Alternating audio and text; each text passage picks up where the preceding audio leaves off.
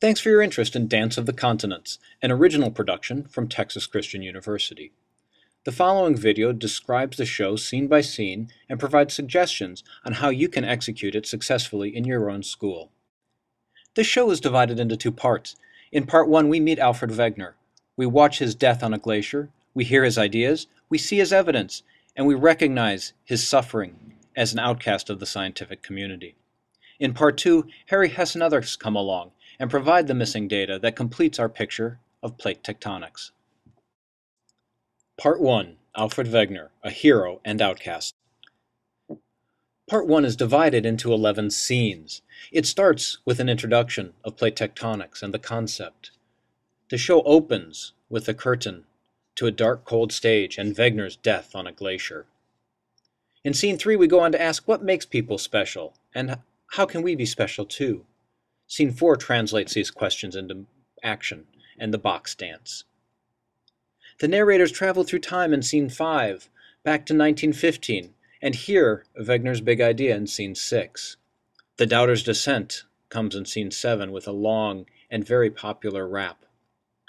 Wegener retorts by providing evidence in Scenes 8 through 11, evidence from shape, along with the Doubter's refrain in 8, evidence from fossils in Scene 9, and again, Scene 10, mountains and the Doubters, Scene 11, the gold dance, and a little more doubt. Each scene requires a different number of people with different abilities and different opportunities for expression. Ballet, rap, hip-hop. The opportunities are endless, and up to you to decide. We'll examine these opportunities in parts of the video that follow. Part 2 starts with Harry Hess. We introduce the three types of boundaries in Scene 12, convergent, divergent, and transform, and perhaps a way to get the audience involved in dancing as well. Scene 13 addresses the most important concepts in the show, the idea of seafloor spreading, and Scene 14 captures this again in Age of the Seafloor. The mechanism by which this all happens is described in Scene 15, with Mantle Currents and the dance associated. How do volcanoes and earthquakes fit in? That idea is accomplished in Scene 16. Scene 17 summarizes the show, and the show closes to a wrap in Scene 18. All that's left is for everyone to take the stage and their final bows to recognize a job well done. Let's get into it then. In Scene 1, we need to tell the audience about plate tectonics and what Pangaea is and what it looked like. How do we convey these ideas, and how can we do it with dance? What do we have available? Certainly our imaginations, and a prop that has the land masses of Pangaea, and an introductory video that you can get from the Pangaea website. This portion of the show works best with two narrators, or a couple of narrators, in any costume that you might imagine. A family, students, space aliens? Who knows?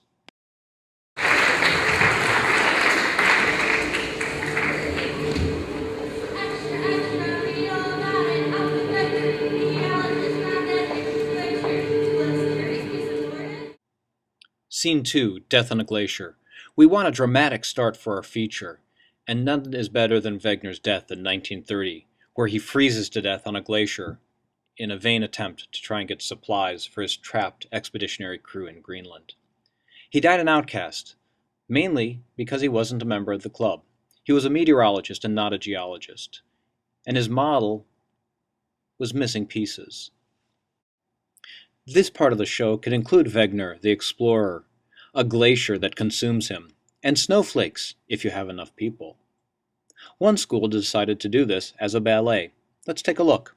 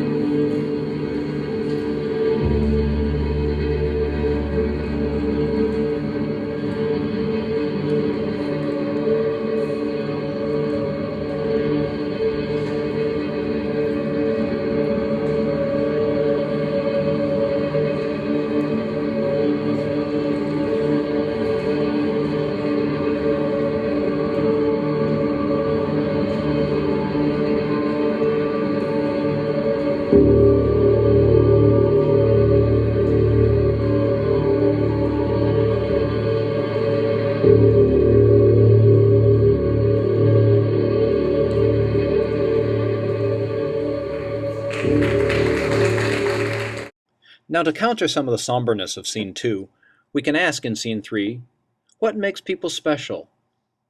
Maybe we can do it with some joy and levity. Can we convey why Wegener was special and why, if at all, he's different than you and I? Now, we can do this any number of ways, but perhaps the best way, and most straightforward, is to ask some simple questions. What questions are important to ask? Perhaps, why is Wegener special? Was he simply someone who stuck to his ideas? Did he put forward the hard work required to be successful? How can we capture these ideas with dance? Perhaps in the next scene.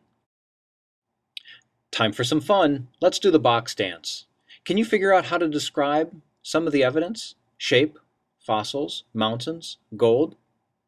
Let's take one look here.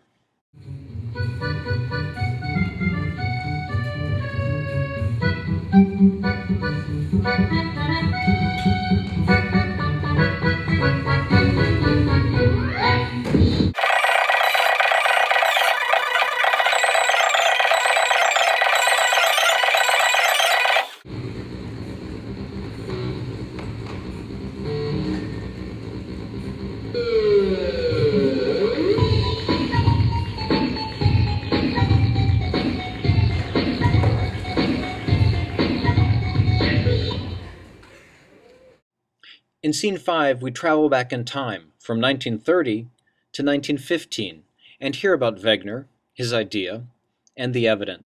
How will you time travel? In Scene 6, it's time for Wegener's big idea. How will you convey it? And how will you summarize the evidence? Can you figure out how to get the audience involved? And can we set the stage for the doubters who didn't believe him and turned him into a scientific outcast? The number of people in this scene can vary and largely depends on how many are available, but we certainly need Wegener, and it would be good to have a doubter or two as well. Let's look at how one school did it, with bits and pieces. I got it. Don't you see it? Shapes, mountains, glaciers, fossils. Hey, doubters, come here. Afraid to get on stage? A little stage fright? Little nervousness? Well, the doubters you'll see in the next clip certainly were. But here in Scene 7, they shared their rejection of Wegener's idea with a terrific rap and little dancing and became some of the most popular performers in this production.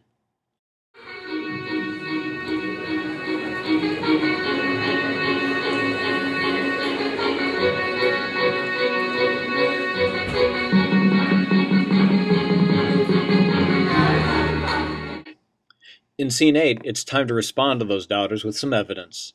The first evidence is shape, and Wegener calls it forward, perhaps from the audience, and the continental land masses, some that you recognize, and others that you may not. March forward and try and assemble, and try again until finally, successfully, Pangaea is formed. But Wegener has to share the stage, in real life and here. Here come the doubters.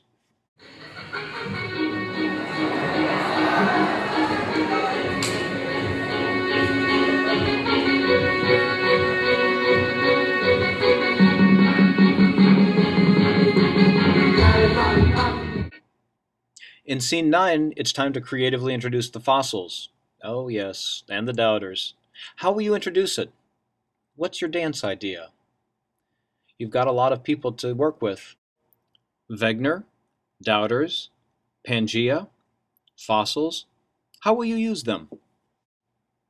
Scene 10 presents a different challenge, and evidence that most people are unfamiliar with. The mountains of Pangaea stretched like the Appalachians from Florida to Maine, but then into Great Britain and Scotland, Norway and Sweden. They also extended out and eastward to become the Atlas Mountains of North Africa. How will you interpret this?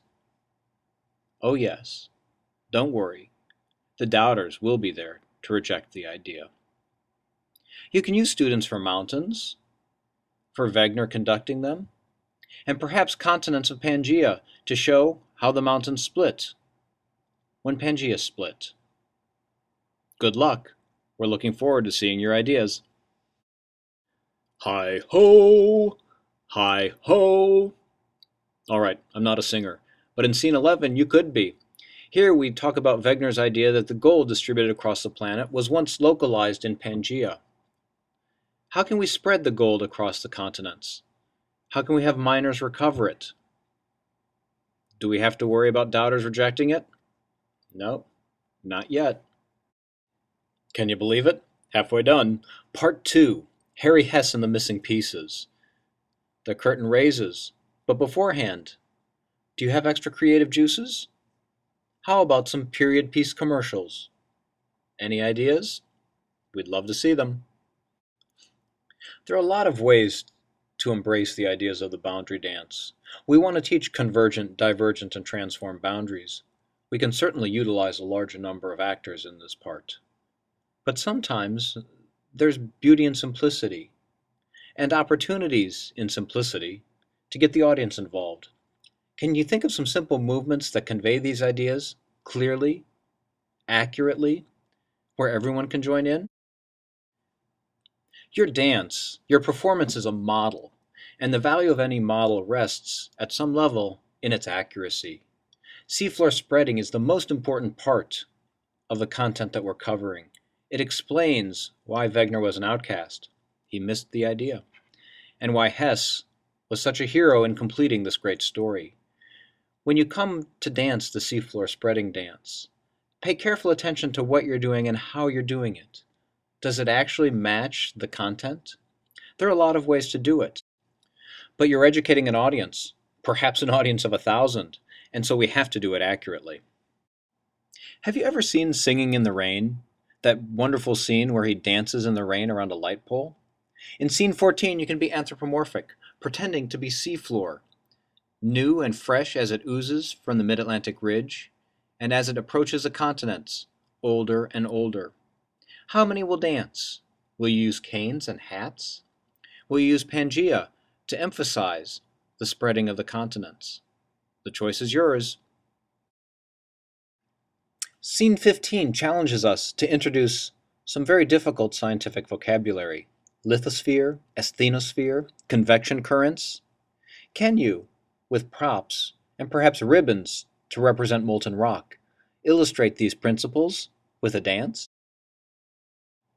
I hope you're taking advantage of some of the videos on the Pangaea website for ideafactory.tcu.edu. Here you'll find datasets that show the age of the seafloor, and also patterns of volcanoes and earthquakes. Does it surprise you that earthquakes and volcanoes often happen at plate boundaries? Can you come up with a way to use Pangaea, the prop, and dances, volcanoes, earthquakes, to illustrate this relationship? I bet you can. And now, how will you summarize this entire show?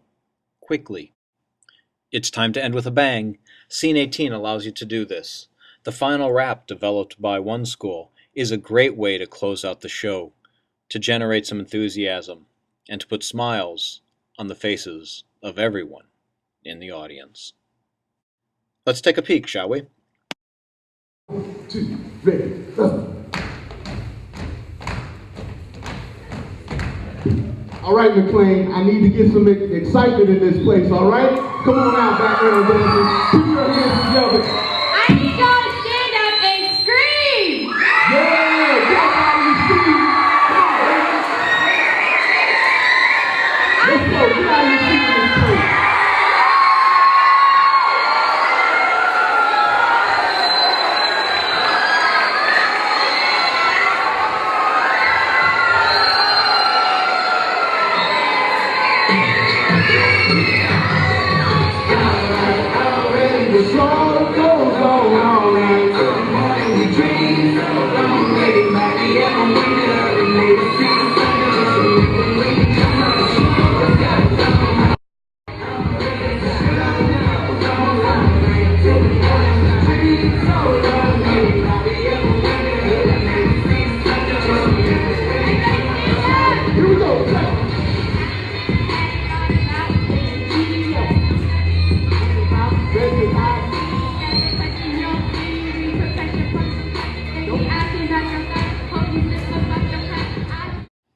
Congratulations, you've done it.